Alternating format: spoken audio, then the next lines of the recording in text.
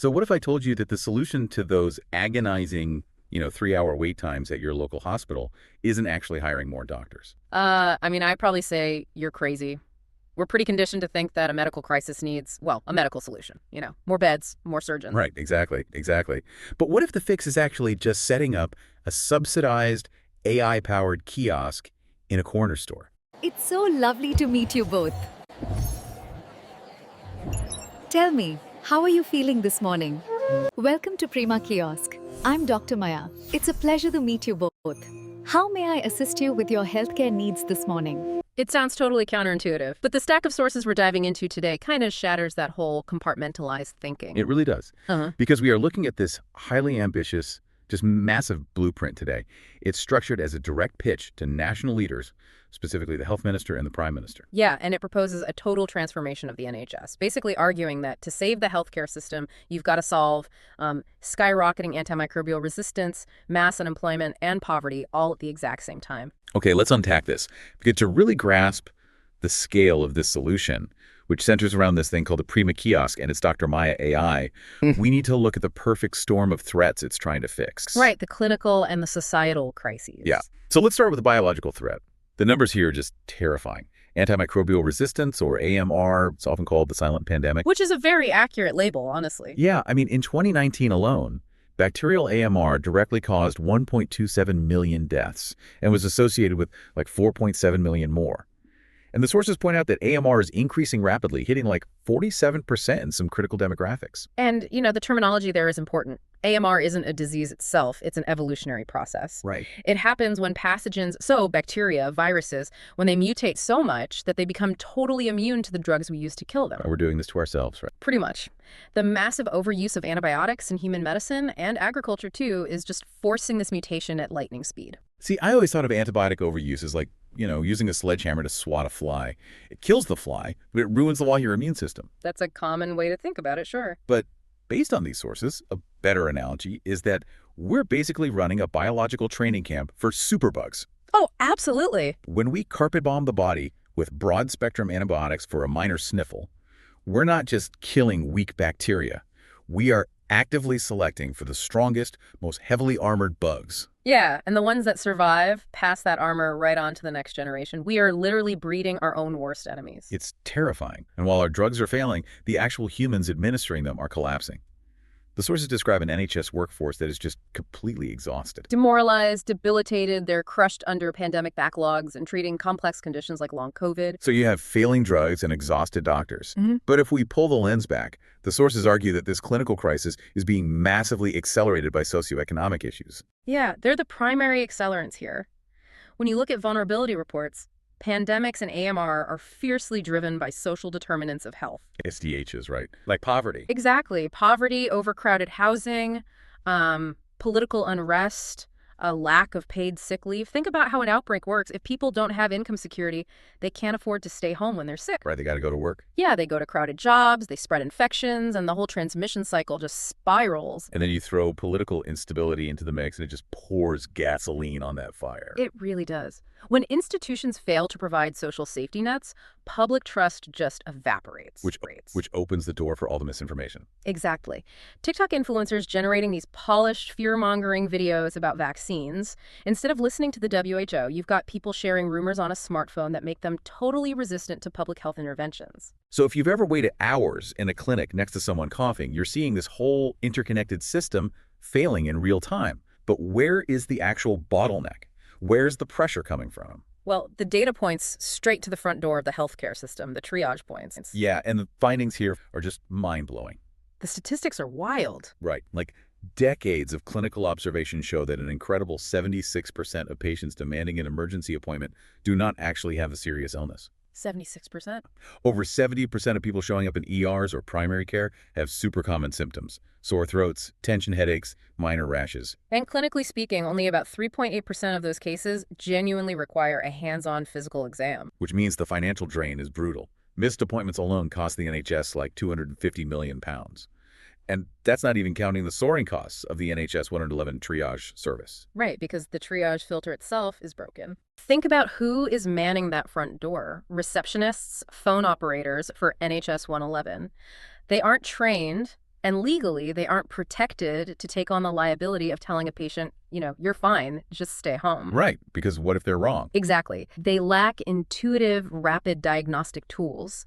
So because they can't safely differentiate the merely unwell from the seriously unwell, they play it safe. They just funnel everyone into the waiting room. Yes, and that sets off a really dangerous cascade. First, you get massive amounts of wasted consultation time. Right. Second, you've got mildly sick people sitting right next to highly vulnerable people, causing cross-infection. And finally, it forces doctors into defensive antibiotic prescribing. Oh, because they're rush. Yeah, the waiting room is overflowing, patients are angry, and the doctor doesn't have rapid diagnostics to prove a sore throat is viral, so they just prescribe an antibiotic to be safe. Which feeds right back into the 47% AMR crisis we were just talking about. Precisely. Need thousands of new doctors. It needs a much better filter.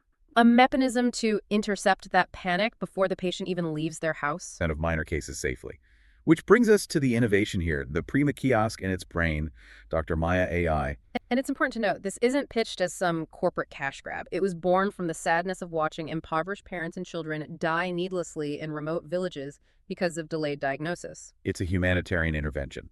But, okay, let's break down how Prima actually works. Because as a listener, I'm a bit skeptical. Sure, it sounds a bit out there. Like, you're telling me we're going to replace trained triage nurses with a touch screen? Isn't that dangerous if someone is silently having a heart attack? Any medical professional would ask that exact question. And that's why Dr. Maya AI's architecture is so fascinating. Most diagnostic apps use rigid statistical decision trees. Like if symptom A plus symptom B, then diagnosis C. Right. But human illness is messy. It doesn't read the textbook. Relying purely on statistics can lead to fatal errors. So how does Dr. Maya avoid that? The sources talk about a color-coded symptom checker, but how does a color replace a doctor's intuition? It uses algorithmic heuristics. Dr. Fravatza developed this baseline back in the 80s. Instead of just tallying symptoms, it assigns severity weights with colors. Red for critical, yellow for moderate, green for mild. Okay, simple enough. But it analyzes the combinations and patterns of those inputs to escalate or de-escalate the threat.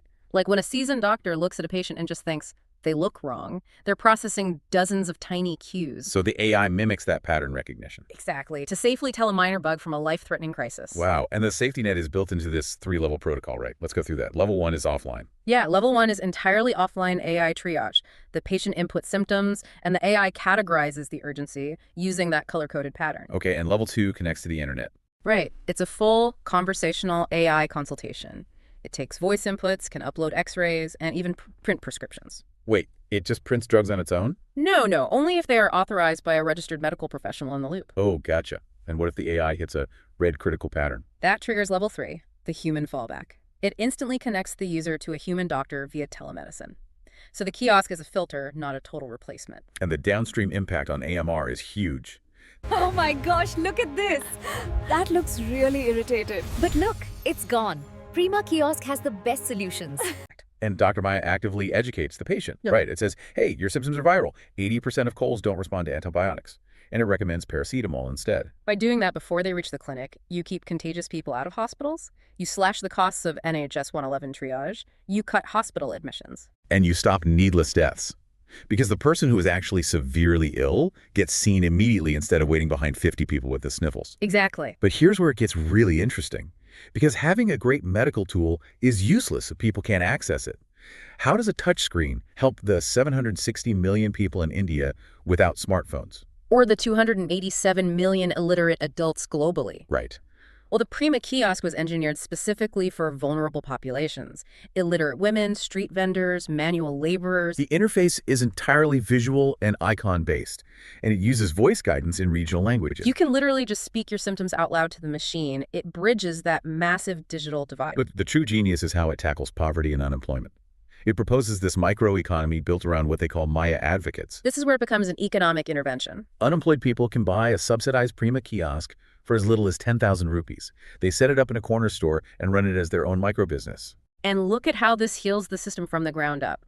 You are creating viable jobs for families and councils that are just devastated by job loss right now. You secure their income, which means better housing and nutrition, which boosts their immune resilience. Yep. And it turns vulnerable community members into this decentralized public health workforce. It's incredible. You're treating the economy and the patient at the exact same time. Which brings us to the ultimate pitch directed at the Prime Minister, zooming all the way out. Right, the global disease surveillance aspect. Every time someone interacts with a kiosk, it generates anonymized symptom data. And the system is constantly hunting for patterns. If a cluster of kiosks detects a surge of severe respiratory issues, it triggers a BLUE alert, The suspected outbreak mapped in real time. which changes everything. Traditional public health, like the WHO's 10-step approach, relies on waiting for hospitalizations to detect an outbreak. Like that waterborne Campylobacter outbreak in Aski, Norway. Exactly. Authorities didn't know until severely dehydrated people flooded the ER. By then, thousands had drank the contaminated water for days. You're always 10 days behind the pathogen. But with the Prima network, officials would see a spike in stomach issues logged at local kiosks on a Tuesday morning. Down to the street level, they could issue a boil water advisory days earlier and isolate patients instantly. So the pitch to the PM and the health minister is basically, adopt this. Integrate Dr. Maya AI. Solve your NHS crises. First, cut the 111 costs, end the waiting lists, stop the wasted consultations. And then you make the NHS the global hub. You offer this AI triage service to other nations, monitoring epidemics and pandemics globally. Wow. As we wrap up this deep dive, it's just wild to look at the journey here. From the threats of AMR, NHS exhaustion, and poverty, to this blueprint that uses AI, run by local micro-entrepreneurs, acting as a global early warning shield. It refuses to accept that clinical necessity and social equity are separate issues. Totally. And for you listening, whether you're following health tech or just sick of waiting at your local clinic, this deep dive proves that solving the healthcare crisis means treating the economy, the community, and the patient all at once. It really does. And I want to leave you with a final thought to mull over.